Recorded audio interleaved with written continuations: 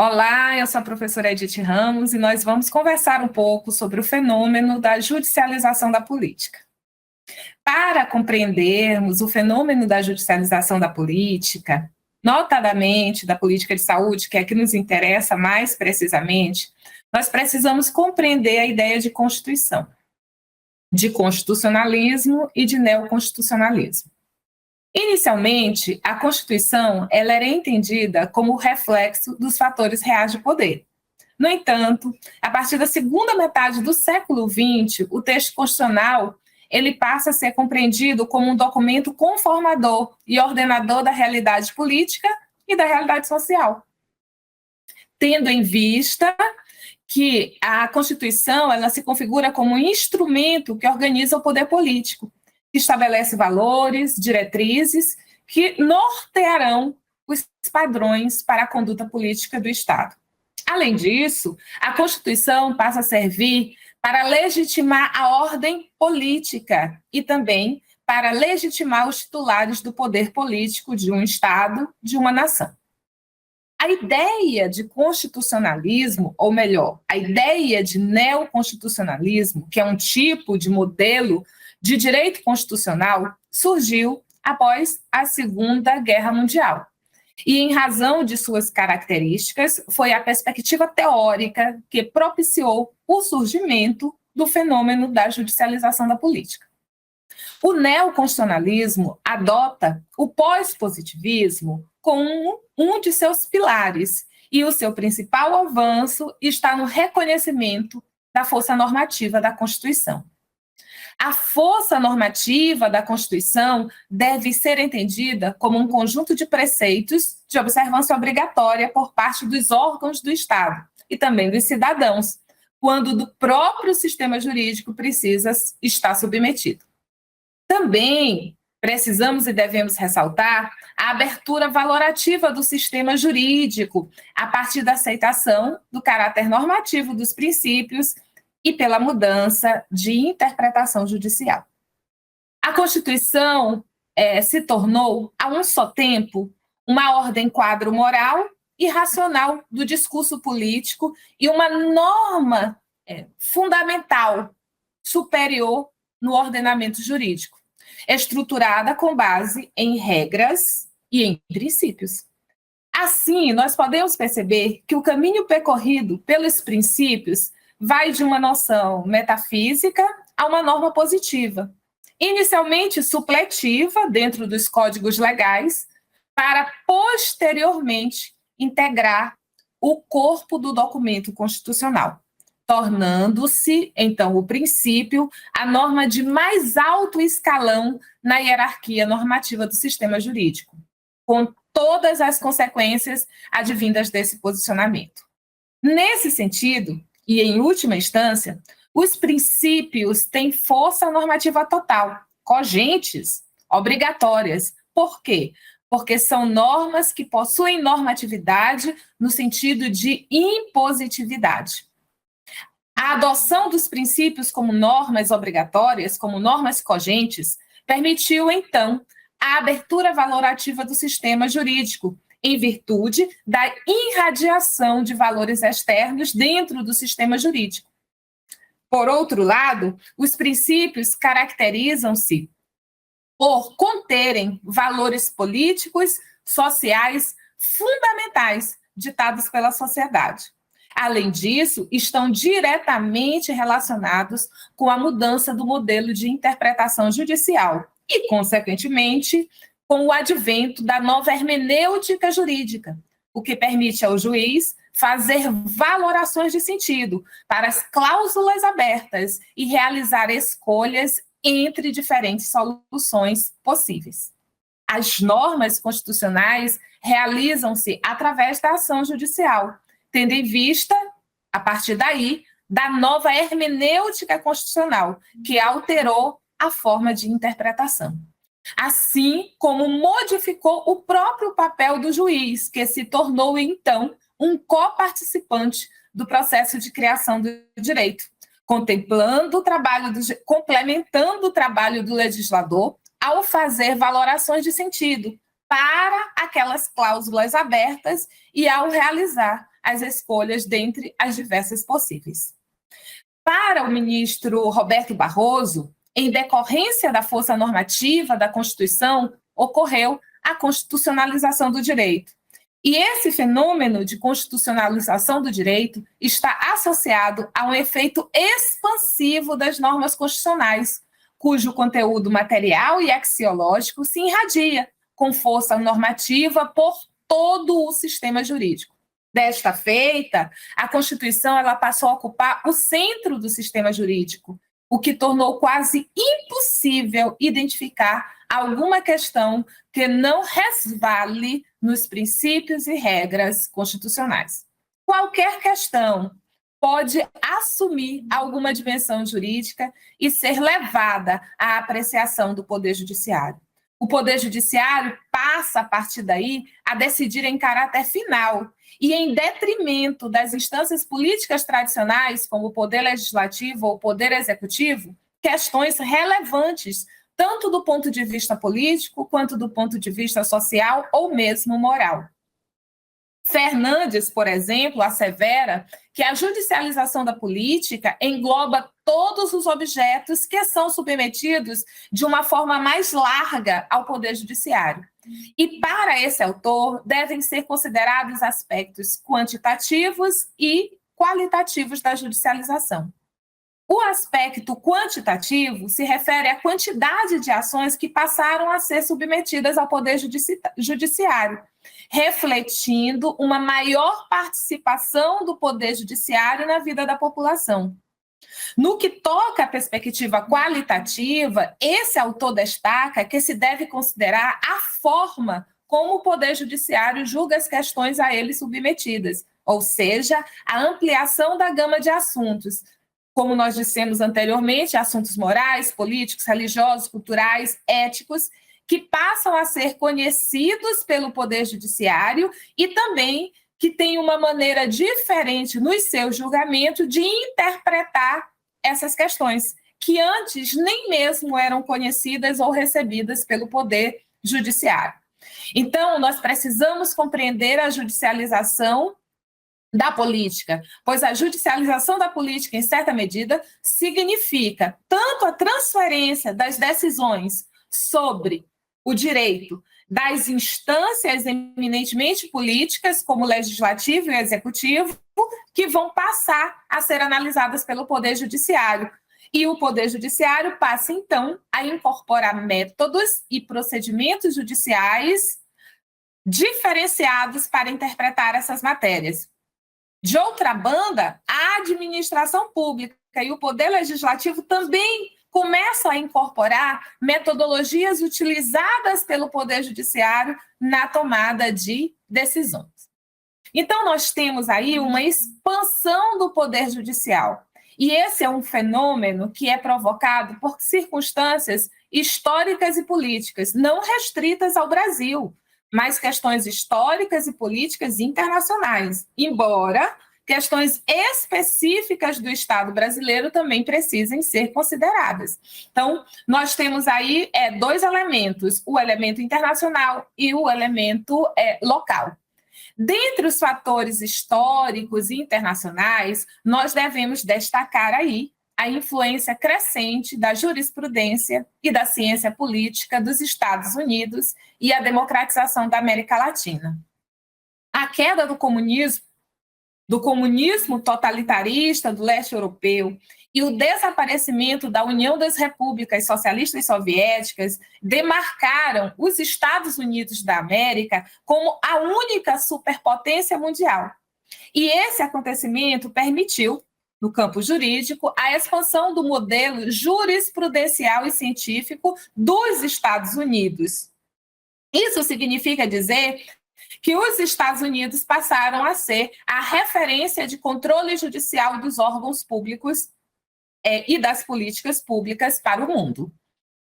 Uma América Latina livre de regimes autoritários também permitiu a presença de um poder judiciário mais forte, que é um elemento fundamental para a sustentação de regimes políticos mais legítimos e para a preservação de novos arranjos democráticos. Nós precisamos perceber que a definição de judicialização da política deve levar em consideração pelo menos 8 questões fundamentais. Quais sejam? Eu preciso ter um Estado que respeite a democracia, a separação dos poderes, a existência de uma carta de direitos, a utilização, muitas vezes, dos tribunais por grupos de interesse, a utilização dos tribunais pela oposição, isso do poder executivo, a inefetividade das instituições majoritárias, poder legislativo e executivo, a percepção acerca das instituições políticas, muitas vezes desgastadas, e a população acaba vendo essas instituições com certo receio, e também a delegação ao Poder Judiciário da prerrogativa de decidir. Sobre a democracia, nós podemos considerar que ela é uma condição necessária, embora não seja uma condição suficiente para explicar a expansão do Poder Judiciário. No entanto, a existência de um espaço democrático tem fundamental importância para o advento do fenômeno da judicialização da política, na medida em que seria muito difícil a existência ou mesmo o fortalecimento da judicialização da política em regimes ditatoriais. Haja vista que nesses regimes ditatoriais ocorre uma concentração das decisões políticas no âmbito do poder executivo. Além disso, regimes autoritários ou ditatoriais não atribuem independência aos juízes e nem aceitam decisões contrárias aos seus interesses. Devemos, então, dessa forma, considerar que a ampliação de países democráticos no mundo após a Segunda Guerra Mundial, bem como a terceira onda de democratização que ocorreu no mundo a partir da década de 70 do século XX, foram fatores determinantes para o aparecimento do fenômeno da judicialização da política. No que toca à separação dos poderes, é preciso, então, considerar que o Poder Judiciário ele tem a prerrogativa de apreciar as decisões dos demais poderes, o que implica a possibilidade de barrar e de ampliar políticas públicas, ou exigir que essas políticas públicas consagradas nas cartas constitucionais sejam realizadas.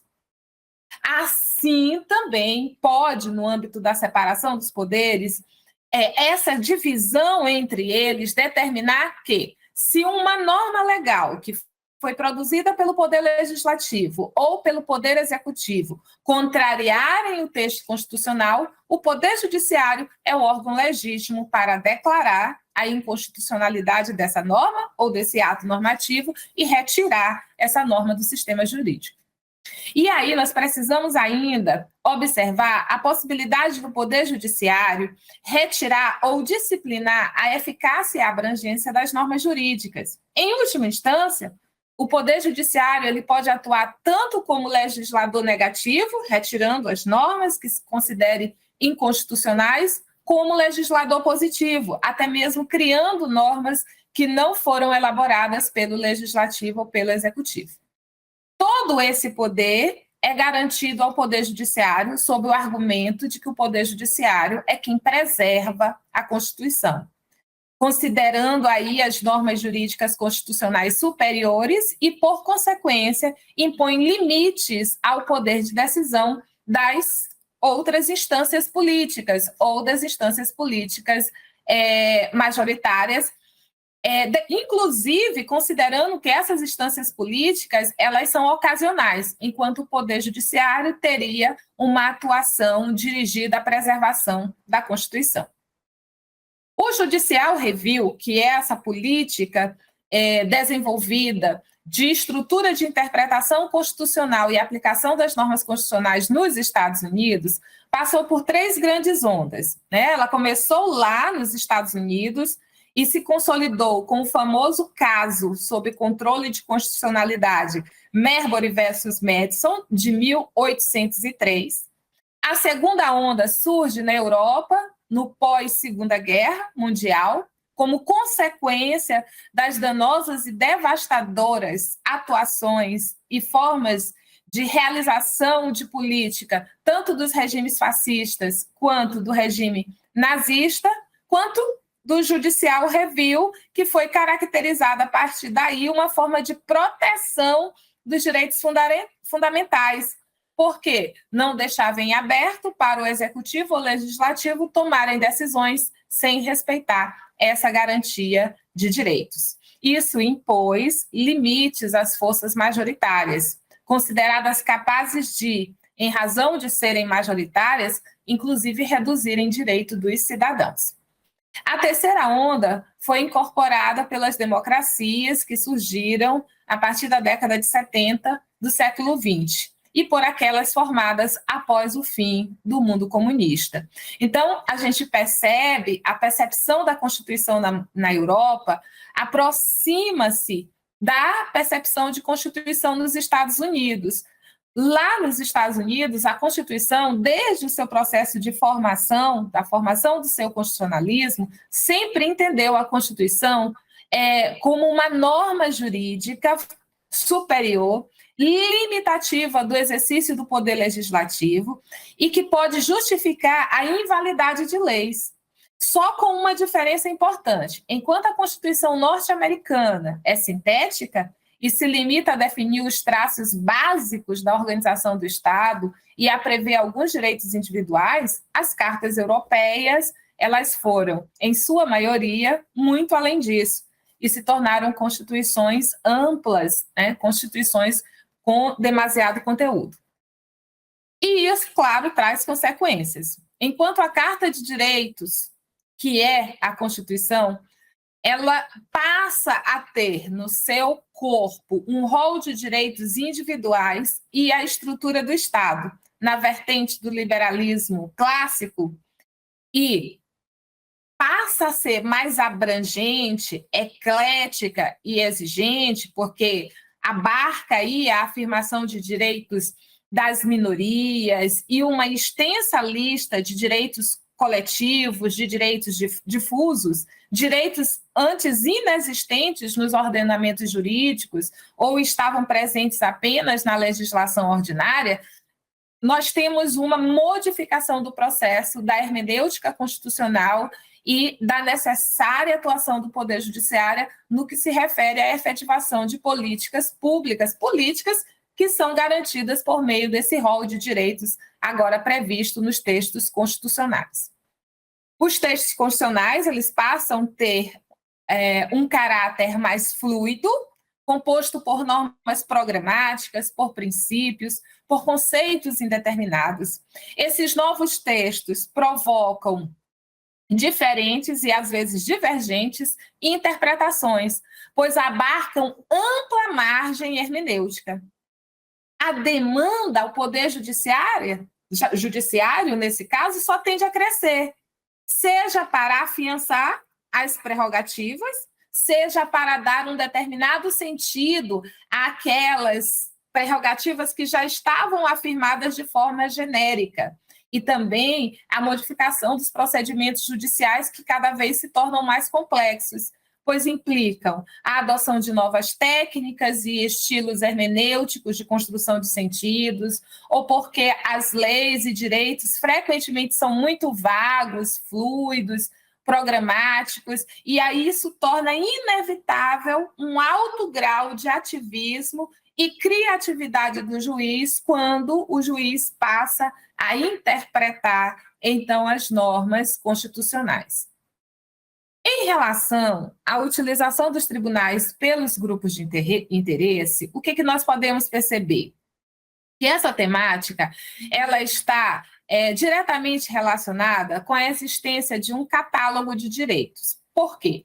Pois decorre aí de grupos e associações de interesses, movimentos sociais, ativistas políticos e agentes institucionais, que passam a ver o Poder Judiciário como a instituição capaz de atender às reivindicações de efetivação de direitos, quando esses direitos, apesar de estarem constitucionalizados, não são contemplados em normas legais e pelas políticas públicas, ou se encontram aí ameaçados por forças majoritárias que tendem a reduzir esses direitos que já estão consagrados no texto constitucional. Também a oposição política ao poder executivo se utiliza dos tribunais.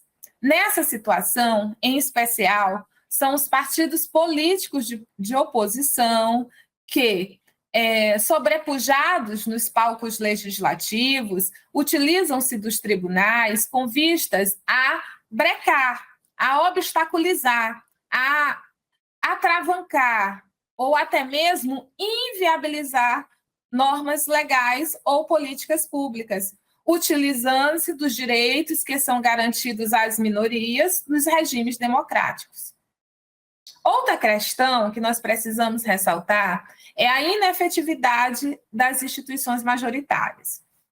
Se, por um lado, conjunturas políticas cooperam para que os poderes executivo e legislativo sejam ineficazes na formulação e na execução de políticas públicas, motivados aí pela existência de partidos indisciplinados ou de coalizões de governos frágeis. Por outro lado, há uma grande regulamentação da vida social por normas infralegais criadas pelo Executivo, por meio de regulamentos, resoluções, portarias. E na busca de atender os mais diferentes aspectos dos direitos sociais consagrados na Constituição.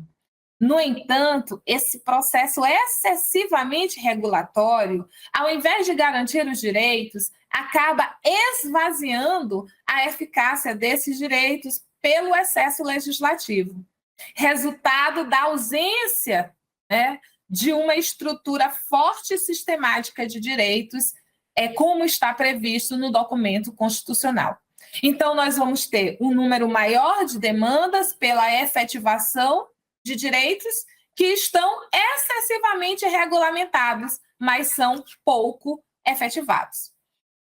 Esse excesso de regulamentação também gera muita divergência de compreensão sobre esse sistema normativo. Gera conflito de interesse, gera conflitos sociais, principalmente daqueles grupos sociais que não são contemplados e de circunstâncias sociais que não são solucionadas a partir da atuação das instituições majoritárias, o que tende, logicamente, a desaguar no Poder Judiciário em busca da solução dessas demandas. A percepção acerca das instituições da política está diretamente relacionada ao fato da perda de legitimidade da classe política, notadamente do poder legislativo, pois quando o povo, a população, o público, não consegue mais vislumbrar no poder legislativo o espaço para o exercício do direito, ele tende a buscar um outro espaço, e esse espaço, a partir dessas configurações que nós falamos anteriormente, passa a ser o Poder Judiciário. Pois quando o público, os líderes de grupos de interesse e de organizações sociais importantes consideram que as instituições majoritárias estão imobilizadas ou que essas instituições só atendem aos seus próprios interesses ou que essas instituições majoritárias são corruptas, é claro que não é surpreendente que a população passe a aceitar a transferência de poderes políticos dos órgãos majoritários para o poder judiciário, que, em princípio, tem aí uma reputação que tem mais expertise para lidar com as normas, em que seus servidores, em que seus agentes políticos são concursados ou tem uma configuração técnica mais adequada, então talvez ele, nesse sentido, tivessem maior legitimidade para lidar com as questões normativas. Essa perspectiva, ela acaba implicando a delegação do Poder Judiciário, a delegação ao Poder Judiciário do poder de decidir, e não mais ao Legislativo e ao Executivo. Os órgãos políticos optam aí por transferir a compreensão de algumas temáticas, e isso também favorece esses órgãos majoritários, porque existem determinadas temáticas que o custo político é muito alto. Então, para se libertar desse custo político, determinados atores políticos, sejam eles legisladores ou do executivo, decidem não atuar naquela questão. E aí, como o custo daquela decisão é muito alto, eles preferem transferir determinadas pautas para o Poder Judiciário, se livrando daquela pauta e incutindo ao Poder Judiciário a matéria, aquela questão. Por quê? Porque aí eles não vão ter nenhum desfalque aí, não terão danos eleitorais ou institucionais. No mínimo, é como se nós disséssemos assim: algumas pautas são tão sensíveis que é melhor transferir esses abacaxis políticos para os tribunais, e isso oferece aos próprios políticos uma saída muito conveniente, porque eles não vão sofrer os danos eleitorais, os custos eleitorais de tratarem dessas pautas. Essa transferência, ela também pode representar um refúgio para os políticos que buscam evitar dilemas difíceis, nos quais não há vitória possível, ou evitar aí o colapso de coalizões de governo em estados de fragilidade ou de impasse, como nós temos aqui no Brasil, por exemplo. Nós podemos ainda, e essa é uma análise importante sobre o fenômeno da judicialização, é que nós precisamos verificar quais são as condições que sejam facilitadoras para o processo de judicialização. E uma dessas circunstâncias é a disposição dos juízes para agir politicamente, cuja ausência não permite que se fale em judicialização da política, né? Em condições que sejam favoráveis, a judicialização se desenvolve apenas porque os juízes decidem.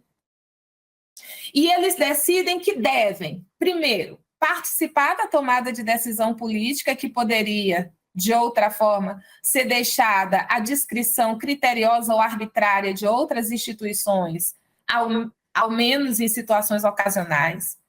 Porque os juízes decidem substituir as decisões políticas emanadas de outras instituições por aquelas por eles mesmos emanadas. Assim, os membros das instituições de justiça, eles se tornam ativistas, por definição, né? E aí a gente pode, logicamente, perceber que o próprio Poder Judiciário aproveitou essas oportunidades para disseminar os valores que o próprio Poder Judiciário entende legítimos sobre determinadas temáticas. E aqui no Brasil, os principais elementos institucionais que favorecem a transferência de questões políticas para o Poder Judiciário podem ser sistematizados, primeiro, com o processo de redemocratização do país, através da promulgação da Constituição Federal de 1988. Isso permitiu uma universalização do acesso à justiça, a publicação de legislações especiais da proteção dos direitos das minorias, como a proteção da criança e adolescente através do Estatuto da Criança e Adolescente, o Estatuto da Pessoa Idosa, o Estatuto da Pessoa com Deficiência. Então, tantas normas específicas foram criadas. O modelo de sistema de controle de constitucionalidade adotado no nosso país, que acabou absorvendo bem o modelo norte-americano, a ampliação do espaço reservado ao Supremo Tribunal Federal, a hipertrofia legislativa e a própria crise do parlamento. Com relação à redemocratização do nosso país, nós já até falamos um pouco que a democracia ela é uma condição necessária para que nós tenhamos o fenômeno da judicialização, embora não seja suficiente. Durante o período do regime militar, era muito difícil nós imaginarmos que o Poder Judiciário pudesse ter uma estrutura suficientemente capaz de analisar temáticas públicas, de decidir conflitos que eram levados referentes à efetividade ou não de políticas públicas, porque havia muita concentração no poder executivo. A Constituição de 1988, então, ela caracterizou aqui em nosso país a constitucionalização abrangente, que nós também já falamos anteriormente, conferindo a questões que antes não eram constitucionais relevância constitucional. O acolhimento de uma Constituição democrática como a nossa, de uma Constituição que tem um modelo rígido de estruturação, com uma ampla lista de direitos fundamentais, derivou em um novo modelo e em um novo modo de interpretação e de aplicação do direito aqui no nosso país. É claro que isso acaba resvalando em um aumento da atividade do Poder Judiciário e também numa preponderância desse poder nas decisões políticas aqui no país, colocando, então, a atuação dos juízes e do Poder Judiciário no centro do debate jurídico e do debate político atual. No que diz respeito à universalização do acesso à justiça e também no que diz respeito às legislações especiais que foram criadas pós-Constituição de 88, como o Estatuto da Criança e do Adolescente, da pessoa idosa, da pessoa com deficiência, a Lei Maria da Penha, ou seja, tantas outras legislações, nós passamos a ter, então, uma proteção de minorias que permitiram a chegada ao Poder Judiciário de muitas temáticas sociais que não chegavam antes, o que aumentou, logicamente, a quantidade de ações. O sistema de controle de constitucionalidade brasileiro, ele é abalizado por um amplo rol de legitimados para a propositura de ações de controle de constitucionalidade, o que faz também com que uma quantidade maior de ações e de temáticas cheguem ao Supremo Tribunal Federal, principalmente temáticas políticas. A revisão judicial, ela pode ser realizada aqui no Brasil de forma difusa ou de forma concentrada. E essa estrutura híbrida reforça a atuação do Poder Judiciário nas questões políticas, sociais e morais, como nós já havíamos falado. Bem, gente, essa nova ordem constitucional, como vocês podem perceber, fez expandir o ambiente do desempenho do Supremo Tribunal Federal, na medida que outorgou ao Supremo Tribunal Federal a última palavra sobre o conflito constitucional e também sobre o sistema recursal do direito positivo. Dessa forma, o raio de sua capacidade decisória é bem mais amplo do que nos demais países da América Latina. O Brasil enfrenta hoje uma hipertrofia legislativa e uma crise do parlamento. Muitas vezes o parlamento é visto negativamente, de forma negativa pela sociedade, o que faz com que questões resvalem ao Poder Judiciário. Então, nós temos a judicialização e devemos fazer uma diferenciação da judicialização do ativismo. A judicialização não é o resultado de uma escolha ideológica ou metodológica dos tribunais. A judicialização, ela deriva da própria moldura institucional adotada pela maioria das nações democráticas e das opções políticas realizadas pela sociedade e pelos demais poderes. E aí, sobre esse ponto, nós podemos ver que o ministro Roberto Barroso, ele afirma que a judicialização não decorre da vontade do judiciário, mas sim do Constituinte. O que não pode acontecer, ou o que nós temos um certo receio, é com o ativismo. O ativismo, ele está dentro dessa escolha ideológica ou metodológica dos tribunais. A judicialização é a forma que tem os cidadãos de buscar no Poder Judiciário a decisão sobre questões que não são resolvidas, seja no tempo adequado, razoável, seja de maneira adequada pelas instituições majoritárias, Poder Legislativo e Poder Executivo.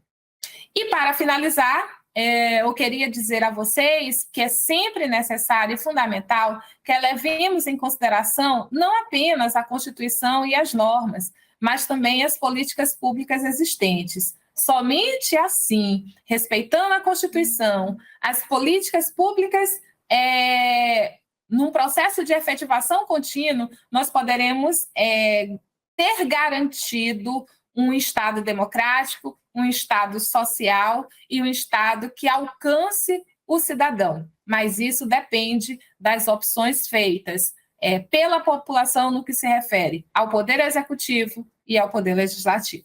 Muito obrigada.